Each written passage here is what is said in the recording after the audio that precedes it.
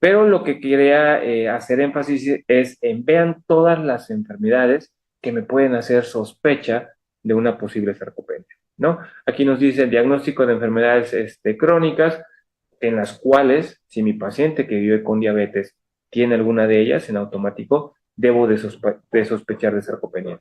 Enfermedad crónica a nivel coronaria, enfermedad renal, enfermedad intestinal, enfermedad hepática, etcétera. Si se dan cuenta, pues en realidad son mucho, van allá, más allá de las enfermedades crónicas, cuestiones de depresión también. Sabemos que pues, nos lleva a fragilidad, que la fragilidad nos puede llevar a malnutrición y que malnutrición como tal nos puede llevar a una fragilidad. ¿Ok? Tenemos otras enfermedades agudas, paciente que entra a hospitalización, que recordemos que en ese sentido la hospitalización genera una pérdida de peso corporal a expensas de masa muscular mientras más días de estadio tenga el paciente, y otras enfermedades que puedan involucrar las complicaciones per se de la enfermedad. ¿Ok? Entonces realmente son bastantes las condicionantes o las variables que nosotros debemos tener en consideración para poder sospechar que mi paciente que vive con diabetes tiene como tal una sarcopenia. ¿Sí? Y pues bueno, en realidad existen bastantes cuestiones. Yo les decía, la persona que tiene con diabetes es probable que tenga un proceso de fragilidad. Recuerden, la fragilidad no es exclusiva de la persona mayor. Dos variables importantes a considerar son personas por encima de los 70 años, pero sobre todo personas que hayan perdido más del 5% de peso corporal. Las personas que viven con diabetes descompensada, sabemos que una de las sintomatologías clásicas, ¿sí?, de una enfermedad descompensada es una pérdida de peso corporal. Entonces, aquella persona que, o aquel consultante que haya perdido más de este 5%, teniendo la edad que tenga, en automático entra como un criterio de fragilidad o de probable fragilidad, en donde nosotros tendríamos que estar haciendo entonces un tamizaje, tanto para fragilidad como de sospecha de sarcopenia. ¿Ok? Um, y de tratamientos tanto farmacológicos como no farmacológicos, ¿ok? Tenemos la actividad física, la consejería nutricional. De hecho, la actividad física en el sentido de los ejercicios de resistencia, en los ejercicios de fuerza, que no necesitamos que nuestro consultante directamente vaya a un gimnasio, necesitamos o nos apoyamos de pesas de 1 kilogramo, de medio kilogramo, de ligas. Realmente un servidor se apoya bastante del uso de ligas y le recomiendo, sin conflictos de intereses, las guías Bibi Friday, en donde ellas nos dicen, bueno, tienes a un consultante que está en cama, puedes hacer estos ejercicios. Tienes un consultante que tiene alteración de la marcha o alteración en la dinamometría o alteración en el test de la silla, puedes hacer estos ejercicios.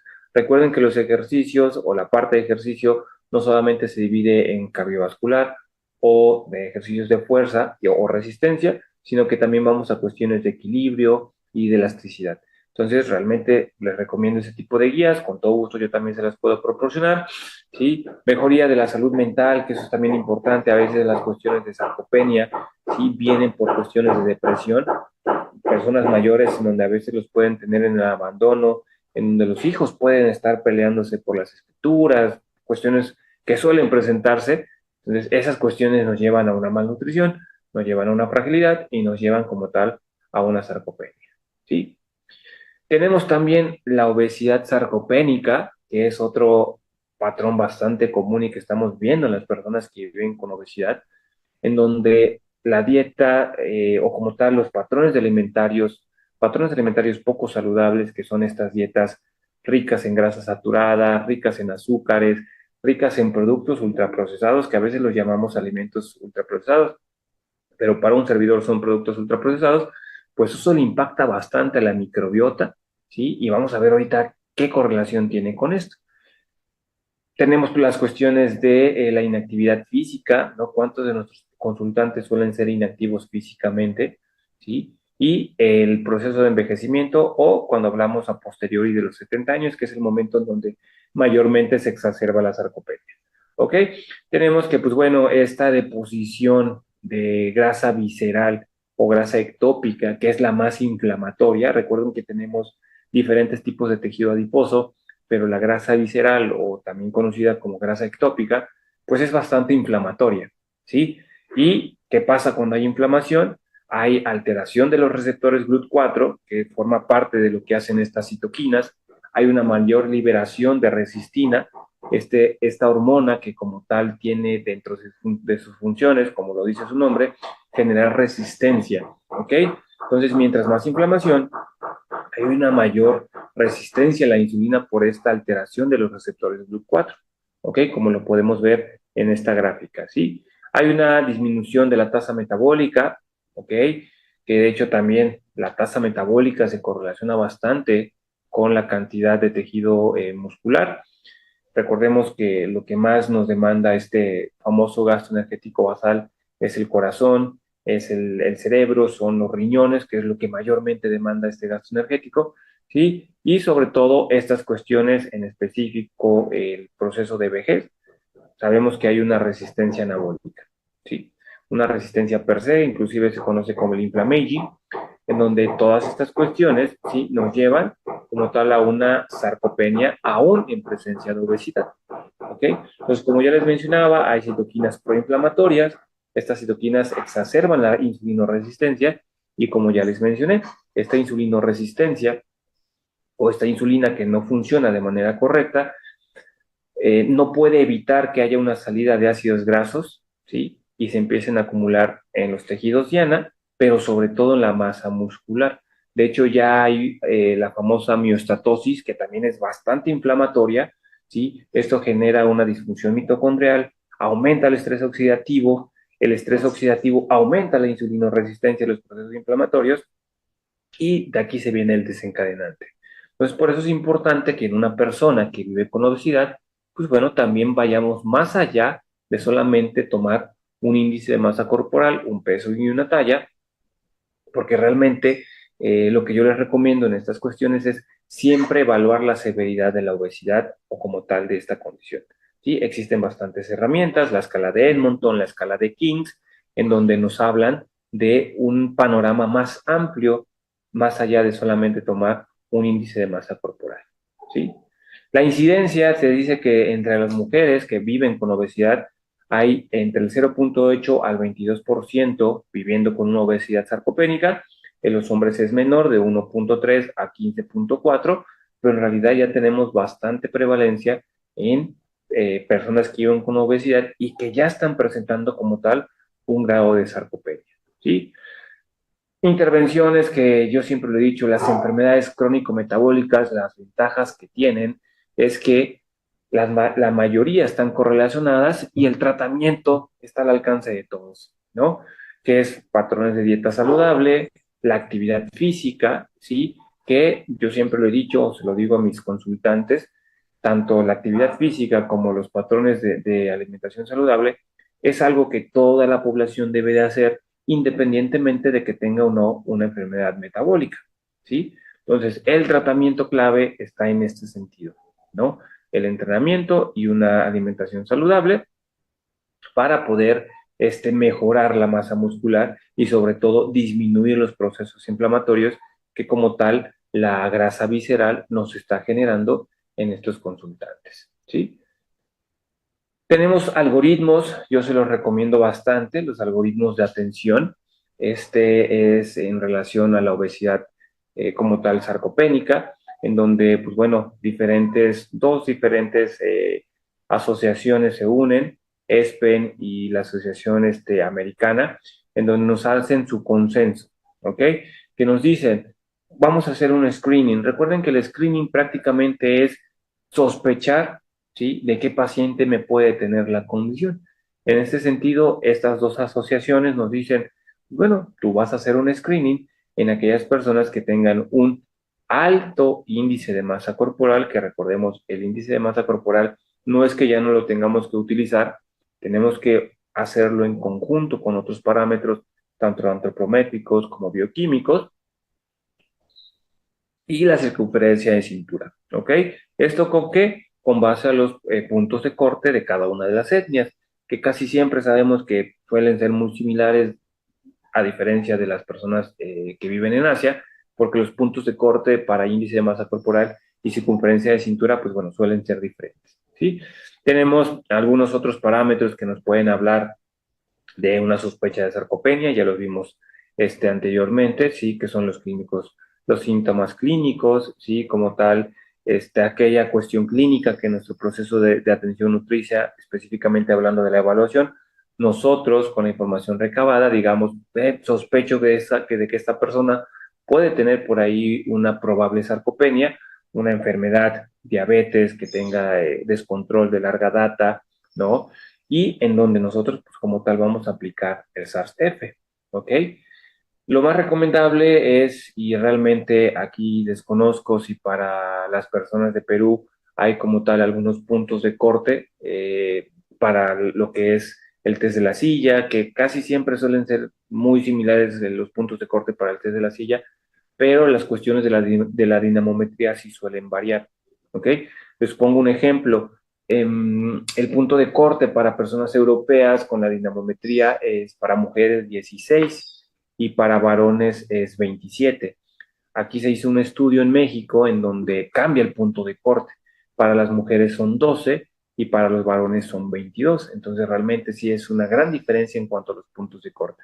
¿Sí? Tenemos el diagnóstico, que pues realmente el diagnóstico para sarcopenia, como ya se los mencionaba, en diabetes sarcopénica, suele ser muy similar. La utilización de un DEXA, la utilización de una tomografía, la utilización de una báscula que pueda tener esta bioimpedancia.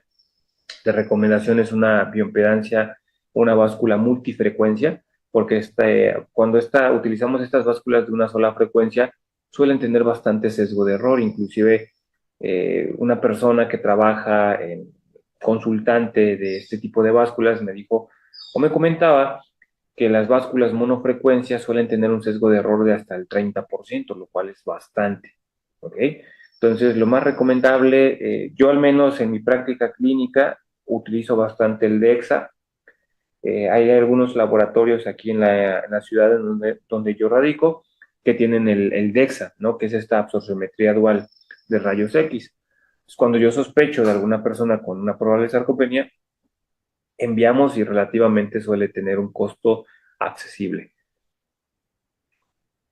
Tenemos las otras cuestiones de la composición corporal, en donde las cuestiones de la composición corporal, pues bueno, no nos podemos basar solamente, como les mencionaba, en el índice de masa corporal, porque puede haber una obesidad sarcopénica, puede haber una persona con un índice de masa corporal con diagnóstico de sobrepeso u obesidad, pero que tenga mayor masa muscular, en donde pues eso es meramente lo favorable. ¿Ok? Entonces, como les mencionaba, lo más importante es hacer el diagnóstico. Una probable sarcopenia puede ser a través del test de la silla, a través como tal de una dinamometría, ¿sí? Y por último, pues bueno, una estadificación, ¿no?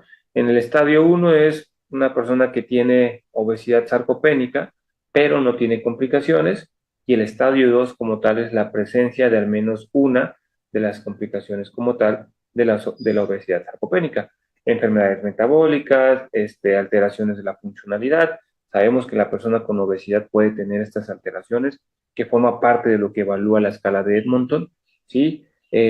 Algunas alteraciones o enfermedades tanto cardiovasculares como respiratorias, apnea del sueño. Recuerden, el 40% de las personas con obesidad suelen tener una apnea del sueño, y en automático nuestro paciente ya es catalogado con una obesidad sarcopénica estadio 2. ¿Ok? Dentro de las complicaciones o el estadio 1 podemos encontrar una persona metabólicamente sana con obesidad, que recordemos que también es uno de los tantos fenotipos que encontramos en la obesidad, pero que ya presenta como tal un grado de sarcopenia. ¿Sí? Tenemos otras cuestiones. La importancia de la obesidad sarcopénica es que nos aumenta bastantes complicaciones per se. Es decir, sabemos que una persona que tiene obesidad es probable, ¿sí? No 100% significativo, pero es probable que pueda tener otras complicaciones, diabetes, hipertensión. Sabemos que la obesidad también se ha correlacionado bastante con el desarrollo de enfermedad renal crónica temprana. Hígado graso, les mencionaba, el 80%, entre el 60 y 80% de las personas con obesidad suelen tener un hígado graso, y todas estas enfermedades que les he mencionado pues impactan bastante en el riesgo cardiovascular. Entonces también la obesidad sarcopénica genera un riesgo más del desarrollo de enfermedades cardiovasculares o de que se exacerben como tal estas condiciones. La obesidad también se correlaciona bastante con el desarrollo de algunos cánceres, ¿sí? Sobre todo por las cuestiones de la alteración de la insulina, por la disminución de el aumento de los estrógenos, ¿sí? En cuestiones de la obesidad, y pues bueno, lo podemos ver, el riesgo de diabetes, fracturas. Existe otra condición que es la osteosarcopenia, ¿sí? En donde, por eso es importante el DEXA, o al menos yo lo recomiendo, porque el DEXA me dice la calidad de la masa muscular, la calidad de la salud ósea y la calidad del tejido adiposo. ¿Ok? Entonces, todo esto, una persona con obesidad que tiene un índice de masa por encima del valor normal, que me tiene una sarcopenia, sobre todo en miembros inferiores, pues es más propenso a las caídas. ¿Ok? Y si por ahí ya me tiene una osteosarcopenia, ¿sí? Es decir, una calidad ósea o la salud ósea bastante baja en las cuestiones de la osteopenia u osteoporosis, pues sabemos que la probabilidad de fracturas va a ser mayor, ¿no? Eso nos habla de alteración de la calidad de vida del paciente, es decir, que las funciones del día a día o estas actividades de la vida diaria se vean perpetuadas, hay un mayor riesgo de hospitalización, pero sobre todo la mortalidad y la disminución de la calidad de vida. ¿Ok? Tenemos bastantes estrategias para poder evitar las cuestiones relacionadas a la sarcopenia. Este artículo es de mis favoritos porque nos habla de 8 puntos importantes, ¿sí? En el sentido de la cantidad de proteína que nosotros vamos a poderle proporcionar al consultante. Si es una persona adulta mayor que vive con sarcopenia, que tiene diabetes y que por ahí puede tener un grado de obesidad, pues las cantidades de proteína van a ser muchísimo mayores, ¿sí? Recuerden que en la persona mayor, pues idealmente en envejecimientos saludables puede ser desde 1,1 hasta 1,2, pero cuando nuestra persona mayor ya tiene por ahí un envejecimiento patológico con enfermedades crónicas, la proteína suele aumentar hasta 1,5. ¿Ok? Nos habla de la cantidad de leucina. La leucina es uno de los aminoácidos mayormente estudiados que se correlacionan bastante con el aumento de la masa muscular, en donde ESPEN inclusive nos dice, pues idealmente hay que estar entregando de 4 a 5 gramos de leucina por cada tiempo de comida, en donde se alcanza aproximadamente con de 20 a 30 gramos de proteína por tiempo de comida. En estos artículos, Roger y colaboradores nos dice, pues bueno, la estrategia que yo les puedo dar es que multipliquemos 0,6 por los kilogramos de peso actual del paciente, ¿sí? Y eso es lo que nosotros vamos a otorgar de proteína porque vamos a estar cubriendo más de 5 gramos de leucina, ¿ok? Cuestiones de los balances energéticos, que sabemos muy bien que hoy en día también es saber de dónde vienen esas calorías, ¿ok? Porque hablar solamente de calorías es igual a peso, ¿sí? Ya no es 100% como lo conocíamos hace unos años, ¿no? Hay estudios que han correlacionado o han visto que cuando se proporcionan las mismas calorías, pero con diferentes tipos de alimentos, llámense productos ultraprocesados, pues los pacientes que ingieren estas calorías a expensas de ese tipo de alimentos suelen ser los que llegan a tener mayor ganancia de peso corporal. Las cuestiones de la disbiosis o la microbiota intestinal, una de las funciones de la microbiota intestinal es disminuir los procesos inflamatorios y ya les mencioné que la inflamación prácticamente ayuda a perpetuar el proceso de sarcopenia. La disminución de citoquinas proinflamatorias. Recuerden, la inflamación siempre demanda proteínas de fase aguda, proteínas como lo que es la interleucina 1, la interleucina 6, el factor de necrosis tumoral alfa. Entonces, si mi paciente tiene una patología que conlleva inflamación, que la inflamación va a estar presente en las enfermedades crónicas, es una inflamación crónica leve, pero va a generarme como tal o me va a tener un proceso inflamatorio. Entonces, poder disminuir también lo que me conlleve una inflamación en el consultante. Reducir los patrones de sedentarismo, eso es yo creo que vital, ¿sí? En donde se pide que los pacientes pasen la menor cantidad de tiempo sentados.